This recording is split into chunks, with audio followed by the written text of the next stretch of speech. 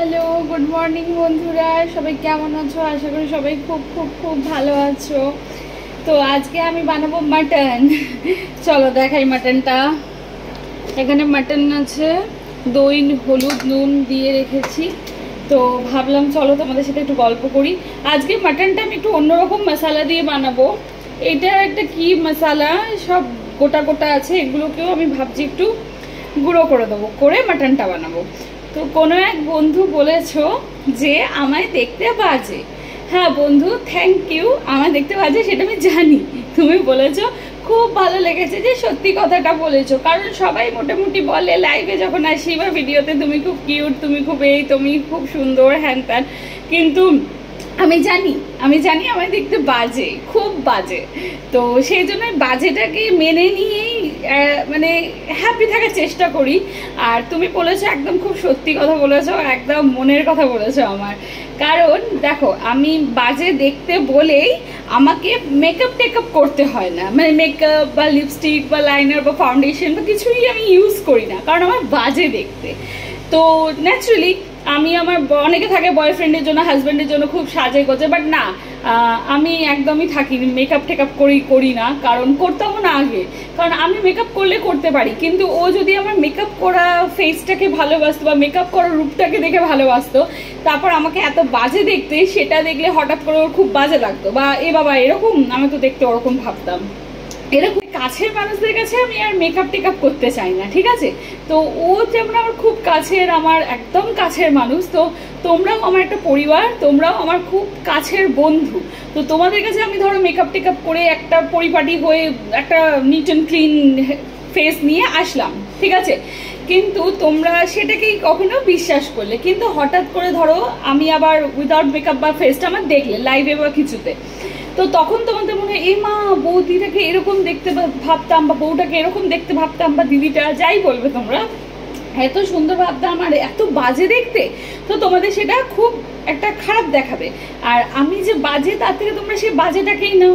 কারণ আমার স্বামী, মানে আমার বর, সে তো আমার ঘামের স্মেল বা কিছু বা সব কিছুই তো বাজে দেখাটাকে নিয়েই অভ্যস্ত। তো তোমরা প্রথম থেকেই বাজে দেখা বান্ধবীটাকেই নাও। কারণ তাহলে তোমরা যদি আমাকে কোনো মেকআপ করে দেখে থাকো, তোমাদের সেটা মনে হবে বাহ ভাল লাগছে বা ঠিকঠাক বা কিছু নাই মনে হলো, ঠিক আছে? কিন্তু যদি মেকআপ করা লুকটা দেখো, রূপ দেখো, তারপর হঠাৎ করে যখন আমার এই বাজে চেহারাটা, বাজে দেখতে, এরকম কালো বাজে দেখতে মুখটাকে তোমরা দেখবে, তখন তোমাদের মনে হবে, এই মা দেখো মেকআপ করে কিরকম লাগে, আর উইদাউট মেকআপ কি বাজে। তো তার থেকে তোমরা আমাকে উইদাউট মেকআপ, আর খুব সত্যি বলছি, বাজে আমাকে দেখতে আমি খুব কনফিডেন্সের সাথেই সেটা বাজে। আমার বাজের মধ্যে একটা কনফিডেন্স আছে যে আমাকে তুমি এইভাবেই রাস্তায় বেরোতে বলে আমি চুলটাও আঁচড়াবো না, আমি এইভাবেই রাস্তায় বেরোবো। কারণ ঠিক আছে, কারণ কাছের লোকেরা বাজে আর ভালো দেখাতে কিছু যায় আসে না। আর আমি সাজবো কাদের জন্য সাজবো? আমার তো কাউকে দেখানোর নেই, কারণ আমার স্বামী আমার সব অবস্থায় দেখে অভ্যস্ত। তোমরা বন্ধু, তোমরা উইদাউট মেকআপ দেখে আমার অভ্যস্ত। তো আমি সেজে কাকে দেখাবো?